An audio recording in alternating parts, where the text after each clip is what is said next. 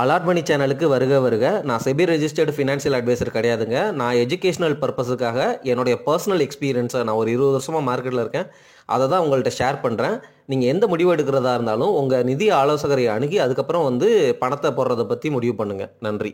Allot மணி சேனலுக்கு வருக வருக. இந்த சேனலுக்கு இன்னும் நீங்கள் சப்ஸ்கிரைப் பண்ணலன்னா தயவு செஞ்சு சப்ஸ்கிரைப் பண்ணிக்கோங்க, பெல் பட்டனையும் கிளிக் பண்ணிக்கோங்க.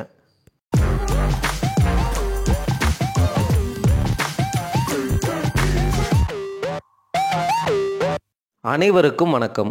நம்ம ஸ்டாக் மார்க்கெட்டில் 7000 ஸ்டாக்ஸ் இருக்குது. ஆனால் எல்லா ஃபினான்ஷியல் எக்ஸ்பர்ட்ஸும் 25 to 30 ஸ்டாக்ஸ் தான் போர்ட்ஃபோலியோவில் வச்சுக்கணும் அப்படிங்கிற மாதிரி சொல்கிறாங்க. ஏன்னா அப்போ தான் அந்த ஸ்டாக்ஸை உங்களால் ரெகுலராக ட்ராக் பண்ண முடியும். 6 மாதத்துக்கு ஒரு தடவை அவங்களுடைய 2 குவார்ட்டர்லி ரிசல்ட்ஸை பார்த்துட்டு ஃபண்டமெண்டலில் எதனாவது சேஞ்ச் நடந்துருந்துச்சு அப்படின்னா அந்த ஸ்டாக்கை விற்கணுமா விற்கக்கூடாதா, விற்ற காசை வேறு ஏதாவது தரமான பங்கில் போட முடியுமா, போர்ட்ஃபோலியோவை கரெக்டாக சைசிங் பண்ணி நம்மளுடைய போர்ட்ஃபோலியோ கரெக்டான டைரக்ஷனில் தான் போகுதா, பெஞ்ச் மார்க்கை பீட் பண்ணி ரிட்டர்ன் கொடுக்குதா, கலை ஏதாவது இருந்தால் அதை எடுக்கணுமா, ரிஸ்க் ஏதாவது இன்க்ரீஸ் ஆகிருக்கா, ஏன்னா ஸ்டாக்கு கடன் வாங்கியிருக்கலாம், ப்ரொமோட்டர் ஷேர் ஹோல்டிங் பிளட்ஜ் இருக்கலாம், ஃபண்டமெண்டல் சேஞ்ச் ஆகிருக்கலாம். இந்த மாதிரி நீங்கள் அசஸ் பண்ணிக்கிட்டே வரணும் உங்களுடைய போர்ட்ஃபோலியோவை. ஆனால் நம்மலாம் எப்படி இருக்கும்னு தயவு செஞ்சு யோசிச்சு பாருங்கள். 7000 ஸ்டாக்ஸ் இருக்குது, நமக்கு தேவை வெறும் 30 ஸ்டாக்கு. ஆனால் கண்ணா பின்னான்னு இந்த ஸ்டாக்கு அந்த ஸ்டாக்கு இந்த ஸ்டாக்குன்னு அலைகிறோம். ஏன் அலைகிறோம்? நமக்கு என்ன வேணும், எவ்வளவு ரிட்டர்ன் வேணும், அதை யோசிக்கிறோமா? தயவு செஞ்சு இதை யோசிங்க, எழுதி வைங்க.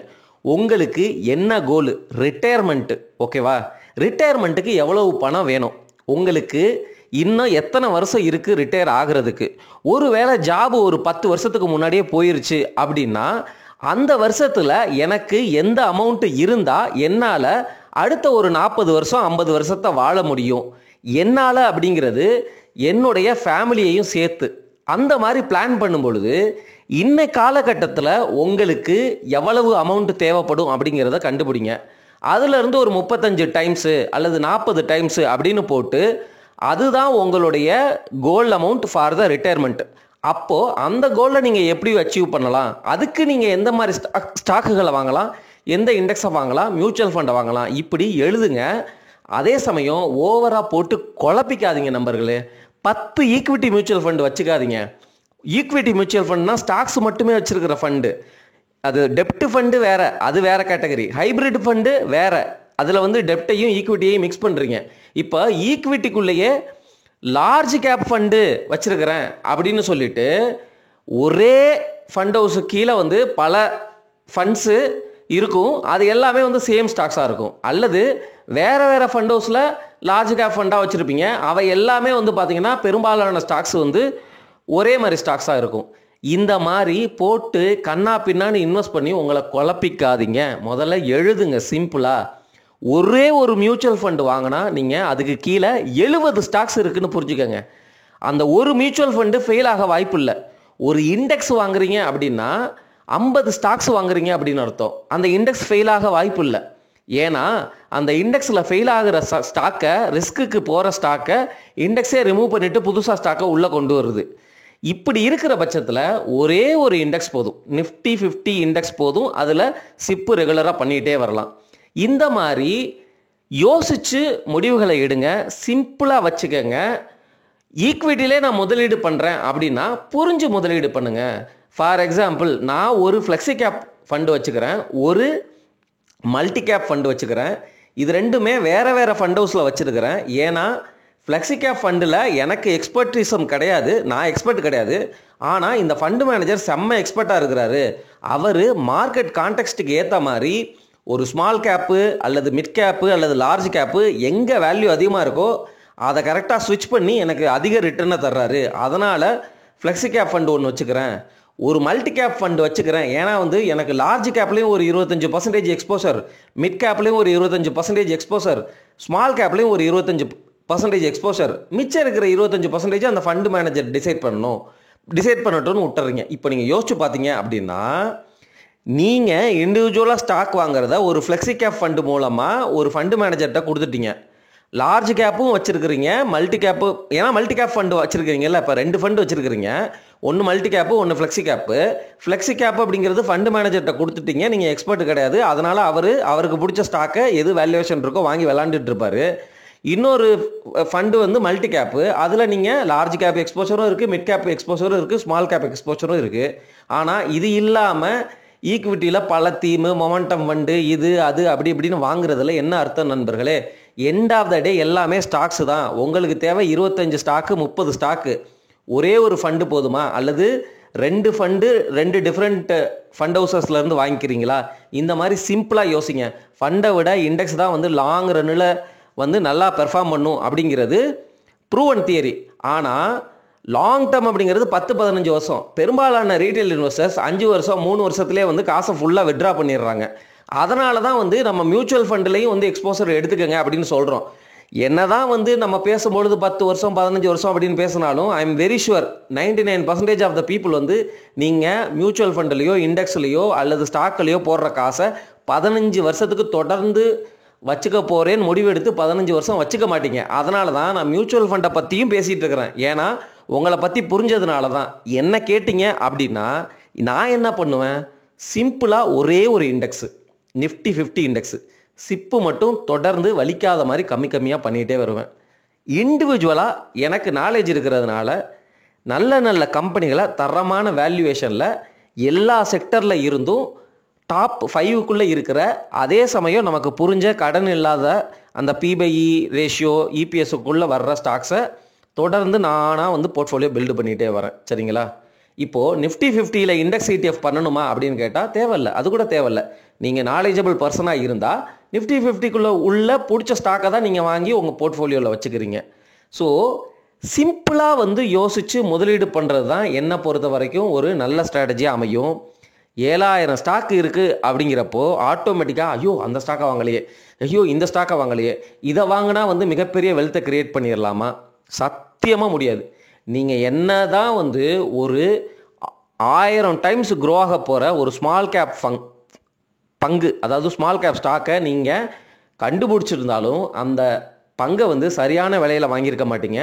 அப்படியே சரியான விலையில் வாங்கியிருந்தாலும் சரியான குவான்டிட்டியில் வாங்கியிருக்க மாட்டீங்க. குவான்டிட்டினா உங்களுக்கு மிகப்பெரிய வெல்த் வேணும். ஒரு ஸ்மால் கேப் பங்கை வந்து நீங்கள் 1,00,000 ஸ்டாக்ஸ் வாங்கியிருக்கணும். ஆனால் வெறும் வந்து 100 ஸ்டாக்ஸ் தான் வாங்கியிருப்பீங்க. குவான்டிட்டி இல்லையா? அதனால் வெல்த் கிரியேட் பண்ண முடியாதா? அதே சமயம் அந்த 100 ஸ்டாக் வாங்கினதா டபுள் ஆனோடனே விற்றுருவீங்க. பொறுமையும் இருக்காது. சரி நான் வந்து பொறுமையாக இருக்க போகிறேன், ஸ்மால் கேப் ஸ்டாக்கில் அக்ரெசிவ் பெட் எடுக்கிறேன்னு சொல்லிட்டு 1,00,000 ஸ்டாக்கை வாங்கி வச்சுருப்பீங்க. அது பார்த்தா அட்டர் ஜங்க் ஸ்டாக்காக இருக்கும். ஸோ இது படிக்கிற விஷயம் மாதிரி தான். உங்களுக்கு நாலேஜ், புத்திசாலித்தனம், உள்ளே என்ன நடக்குது அப்படிங்கிறது தெரியணும். மார்க்கெட்டில் வர்ற நியூஸை வச்சு நீங்கள் முதலீட்டு முடிவுகளை எடுத்தீங்கன்னா ஆல்ரெடி இந்த நியூஸ் எல்லாம் வந்து பல பேத்துக்கு தெரிஞ்சு அவங்க அதை ஆல்ரெடி டைஜஸ்ட் பண்ணிட்டாங்க. அதுக்கேற்ற மாதிரி முதலீட்டு முடிவுகளை எடுத்து முடிச்சுட்டு தான் அந்த நியூஸ் எல்லாம் உங்களுக்கு மீடியா சேனல்லையும் நியூஸ்லையும் வருது. அதனால் உங்களால் அந்த நியூஸ் வர்றதுக்கு முன்னாடியே வந்து அந்த கம்பெனியை பற்றி தெரிஞ்சிக்க முடியுமா? அந்த கம்பெனியோடைய ப்ரொமோட்டர் யார், அந்த ப்ரொமோட்டர் கூட யாராவது வந்து எம்ப்ளாயீஸ், அதாவது அந்த கம்பெனியில் உள்ள எம்ப்ளாயீஸ் கூட ரிலேஷன்ஷிப்போ பிரான்ச்சோ ரியலாக வந்து லிங்க்டின்னு வேறு அப்ரோச்சஸ் இருக்குது. எப்படி வந்து சைட் விசிட் பண்ணுறது, அந்த கம்பெனிக்கு சைட் விசிட் பண்ணி அவங்க மேனேஜ்மெண்ட் கிட்ட பேசுகிறது, ஆனுவல் ரிப்போர்ட் படிக்கிறது. ஆனுவல் ரிப்போர்ட்டில் இருக்கிற எல்லா விஷயங்களையும் நீங்கள் படிக்கும்போது 200 பக்கம் இருக்கும். எல்லா விஷயத்துலையும் எந்தெந்த விஷயம் படிக்கணும்னு தெரியணும். எந்தெந்த விஷயங்களை படிக்கும் பொழுது பயங்கர டெர்மினாலஜிஸ் இருக்கும், அதெல்லாம் உங்களுக்கு புரியணும். அந்த அளவுக்கு மிகப்பெரிய ஸ்கில்டு இன்வெஸ்டரால் மட்டும்தான் அந்த மாதிரி ஒரு ஸ்மால் கேப்பை நல்லா கரெக்டாக கண்டுபிடிச்சி அதை ஃபில்டர் பண்ணி அவர்கிட்ட இருக்கிற ஸ்டாக்கில் இந்த காசு போனாலும் பரவாயில்ல, நான் என்னால் மினிமலாக ஒரு வாழ்க்கையை வாழ்ந்துக்க முடியும், நான் பெட் எடுக்கிறேன் அப்படிங்கிற மாதிரி அவருக்கு கன்விக்ஷன் வந்துடும் நண்பர்களே.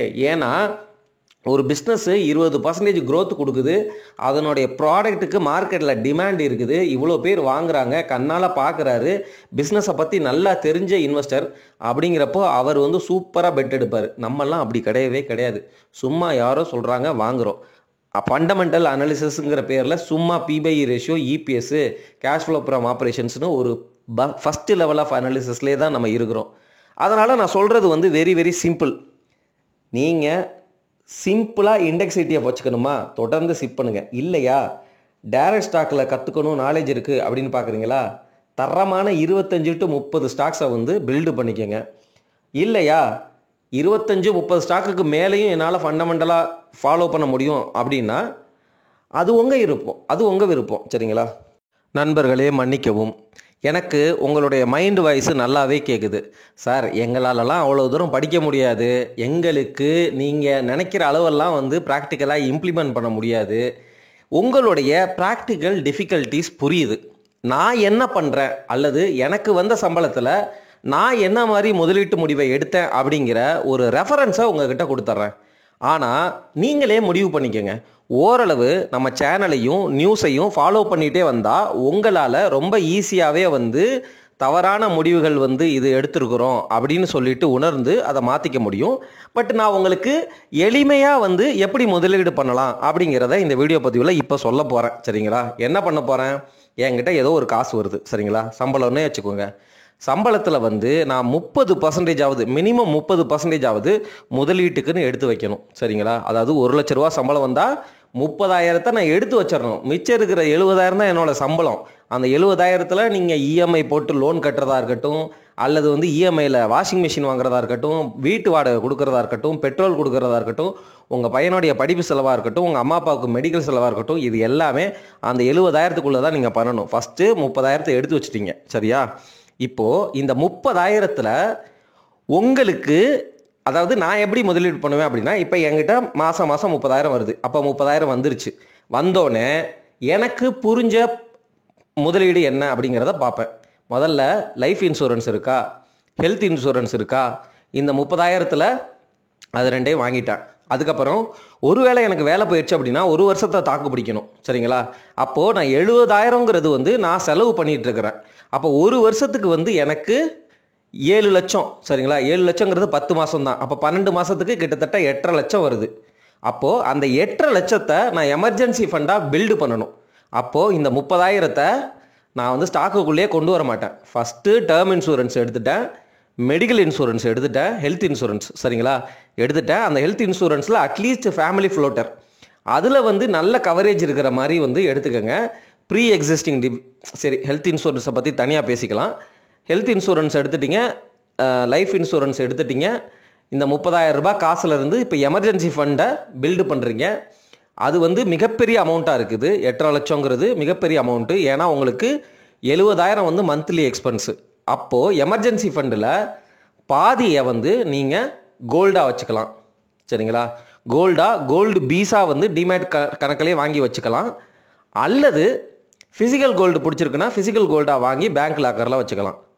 மிச்சம் இருக்கிற காசை டெப்ட் ஃபண்டில், அல்ட்ரா ஷார்ட் டேர்ம் ஃபண்டுலையோ அல்லது ஃபிக்ஸட் டெபாசிட்டில் நீங்கள் வந்து முதலீடு பண்ணிக்கலாம். ஃபிக்ஸட் டெபாசிட்டில் நீங்கள் போடுறீங்கன்னா உங்களுடைய இன்கம் டேக்ஸ் ஸ்லாபு டாக்ஸேஷனை பார்த்துட்டு அதுக்கு ஏற்ற மாதிரி பிளான் பண்ணிக்கோங்க.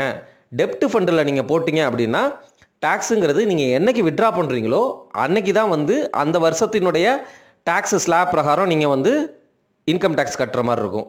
அதே இது எஃப்டியில் போட்டிங்கன்னா வருஷம் நீங்கள் வந்து உங்களுக்கு இன்கம் வந்த மாதிரி கணக்காயிரும். ஸோ அதுக்கு டேக்ஸு அந்த வருஷமே நீங்கள் ஃபைல் பண்ணுற மாதிரி இருக்கும். இப்போ எஃப்டி யாருக்கு பெனிஃபிஷியல், உங்களுக்கு எந்தவித இன்கமுமே இல்லை அப்படின்னா எஃப்டி பெனிஃபிஷியல். உங்களுக்கு இன்கம் வருது, டேக்ஸை வந்து நான் போஸ்ட்போன் பண்ணணும் அப்படின்னு நினச்சிங்கன்னா டெப்ட் பெனிஃபிஷியல்.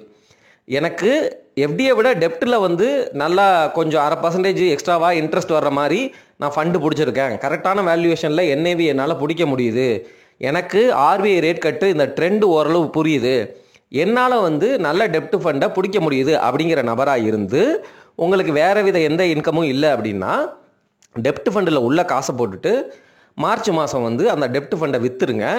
வர்ற லாபம் இருக்குது பார்த்தீங்களா, அந்த லாபம் உங்களுடைய இன்கம் டேக்ஸ் ஸ்லாப் பிரகாரம் தான் டேக்ஸ் கட்டுற மாதிரி இருக்கும்.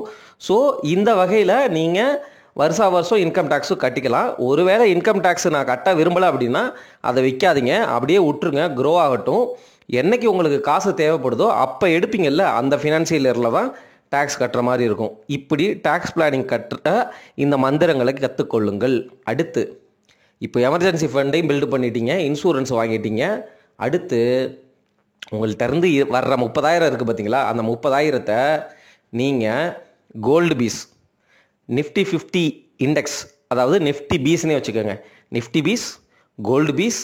அதுக்கப்புறம் உங்களுக்கு தீமேட்டிக் பிடிக்குதா அப்படின்னு பாருங்கள். தீமேட்டிக்னா எனக்கு புரிஞ்ச செக்டர் அப்படின்னு பாருங்கள். செக்டர்னா உங்களுக்கு புரியுதுங்களா? இப்போ ஃபார்மா செக்டர் வந்து ஃப்யூச்சரில் எப்படியா இருந்தாலும் பயங்கரமாக க்ரோ ஆகும்னு நினைக்கிறீங்க. அதே போல் ஐடி செக்டர் கண்டிப்பாக டெக்னாலஜி இல்லாமல் உலகம் இல்லை அப்படின்னு நினைக்கிறீங்க. பேங்க் இல்லாமல் இந்தியாவோடைய பிஸ்னஸ் சிஸ்டமே இல்லைன்னு நினைக்கிறீங்க. டெய்லி நம்ம கன்சியூம் பண்ணுற பேஸ்ட்டு, ஆசீர்வாத் ஆட்டா, இந்த மாதிரி விஷயங்கள்லாம் இல்லாமல் நீங்கள் வந்து உலகத்தில் யாருமே வாழ முடியாது, எக்கானமியே ரன் ஆகாதுன்னு நினைக்கிறீங்க. இப்போ நீங்கள் என்ன நினைக்கிறீங்க? இந்த 4 செக்டரும் நல்லா பண்ணுன்னு நினைக்கிறீங்க. அதனால் இந்த 4 செக்டருடைய இண்டெக்ஸ் இடிஎஃப்ஐயும் எழுதி வச்சுட்டீங்க. நிஃப்டி 50 இண்டெக்ஸ், இந்த 4 செக்டரினுடைய இண்டெக்ஸ், கோல்டு பீஸ், இப்படி எழுதி வச்சிட்டிங்க. இது தவிர உங்களுக்கு ரெகுலராக இன்கம் வேணுமா? அப்போது பாண்டு, பிஜி இன்வெட்டு, இந்த மாதிரி அசட் கிளாஸஸை பற்றி புரிஞ்சுக்கோங்க. அதை கன்சிடர் பண்ணணுமா அப்படின்னு பார்த்துக்கோங்க. சரிங்களா? இது மட்டும் இல்லாமல் உங்களுக்கு நல்ல தரமான ஸ்டாக்ஸு கரெக்டான வேல்யூவில் இருக்குதா அப்படிங்கிறத ஒரு first level, for example Nifty 100க்குள்ளே உள்ள ஸ்டாக்கை நீங்கள் பெருசாக வந்து ரிசர்ச் பண்ணணுங்கிற அவசியம் கிடையாது. எண்ட் ஆஃப் த டே உங்களுக்கு போர்ட்ஃபோலியோவில் 30 ஸ்டாக்ஸ் தான் தேவைப்படுது. ஃபஸ்ட்டு இந்த நிஃப்டி 100க்குள்ளே உள்ள ஸ்டாக்ஸில் பேசிக்காக வந்து விலை, ஸ்டாக் ப்ரைஸ் எப்படி இருக்குது, அந்த ஸ்டாக்கில் என்ன நடந்துகிட்ருக்கு, இபிஎஸ் பேட்டர்ன் எப்படி இருக்குது, அந்த செக்டர் எப்படி இருக்குது, இந்த கம்பெனியோட பொசிஷன் எப்படி இருக்குது, கடன் ஏறுதா குறையுதா, என்ன மாதிரி இவங்க நடத்திட்டு இருக்கிறாங்க, அந்த மாதிரி நம்ம பேசுகிற ஃபண்டமெண்டல் அனாலிசிஸ் பண்ணிவிட்டு நல்ல இண்டிவிஜுவல் ஸ்டாக்ஸு, அவ்வளவுதான். இதில் பிரிச்சுட்டு உங்களுக்கு புரியுது பார்த்தீங்களா? இப்போ ஃபார் எக்ஸாம்பிள் ஃபார்மா ஸ்டாக்ஸ் எல்லாம் வந்து பயங்கரமாக கீழே விழுந்திருக்கு. அதாவது ஃபார்மா இண்டெக்ஸ், ஃபார்மா பீஸ் வந்து ரொம்ப ஃப்ளாட்டாக இருக்குது, விலை வந்து ரொம்ப நாளாக ஏறவே இல்லை, அல்லது விலை ரொம்ப நாளாக இறங்கிக்கிட்டே இருக்குது.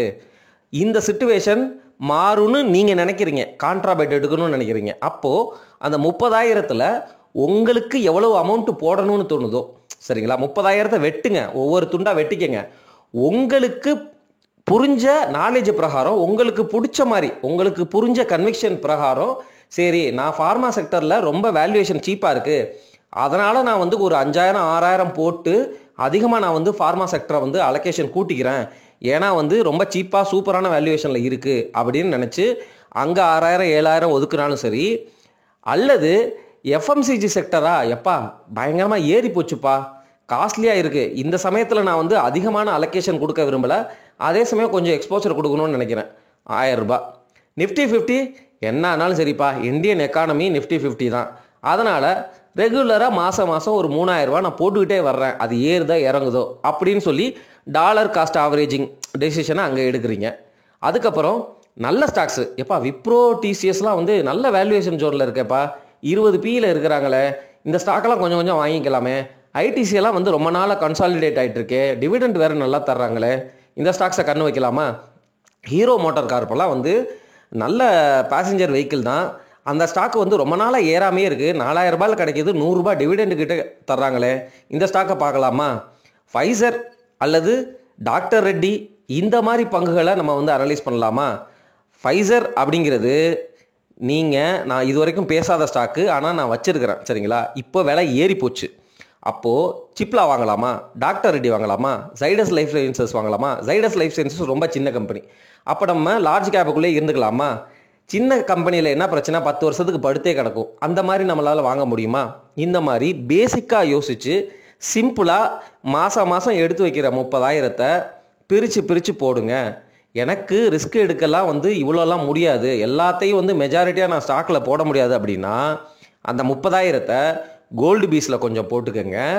அதுக்கப்புறம் வந்து டெப்ட் ஈக்விட்டி ஃபண்டுக்கு கொஞ்சம் போட்டுக்கோங்க, பிஜி இன்வெட்டுக்கு கொஞ்சம் போட்டுக்கோங்க, பாண்டுக்கு கொஞ்சம் போட்டுக்கோங்க, ஆனால் எல்லாத்தையும் புரிஞ்சு போட்டுக்கோங்க, சரிங்களா? அதுக்கப்புறம் வந்து உங்களுக்கு ஒரு ஹைப்ரிட் ஃபண்டு வேணுமா, அந்த மாதிரி யோசித்து போட்டுக்கோங்க. அதுக்கப்புறம் வந்து இந்த சொன்ன 4 உங்களுக்கு புரிஞ்ச தீமேட்டிக் ETF, அதுக்கப்புறம் இண்டிவிஜுவல் ஸ்டாக்ஸு, அதுக்கப்புறம் வந்து mid cap ETFs, Nifty next 50, small cap அந்த ETF. நான் வந்து மிட் கேப்பையும் ஸ்மால் கேப்பையும் ஏன் தெரியுமா பேசாமல் இருக்கேன் நண்பர்களே, ரெண்டுமே வந்து பயங்கர வேல்யூவேஷனில் இருக்குது. இப்போ இருக்கிற ஹேர்டு மென்டாலிட்டியில் எல்லாரும் காசை மிட் கேப்லையும் ஸ்மால் கேப்லையும் தான் கொண்டு போய் கொட்டுறாங்க. நான் இப்போ அப்சர்வ் பண்ணிங்கன்னா ஆரம்ப காலகட்டத்தில் நிஃப்டி 50 நிஃப்டி நெக்ஸ்ட் 50ன்னு பேசிட்டு வந்தேன். இப்போ வந்து நிஃப்டி 15 மட்டும்தான் பேசுகிறேன். ஏன்னா நிஃப்டி 15உடைய பி வந்து 22 இருக்கு, விச் இஸ் ரீசனபிளி ஓகே. அதாவது ஸ்லைட்டாக எக்ஸ்பென்சிவ் தான், 10-15% அதிகமாக 10% அதிகமாக கொடுத்து தான் வாங்குறீங்க. பட் இருந்தாலும் ஓகே, டாலர் காஸ்ட் ஆவரேஜிங்கில் நீங்கள் வந்து பண்ணிகிட்டே போகும்பொழுது லாங் ரன்னில் வந்து ஆப்டிமைஸ் ஆயிக்கும் அப்படிங்கிறதுனால சொல்கிறேன். ஆனால் நிஃப்டி நெக்ஸ்ட் 50யோ அல்லது ஸ்மால் கேப் இண்டெக்ஸினுடைய பிஇ எடுத்து பார்த்தீங்கன்னா ரொம்ப ஹையாக இருக்குது.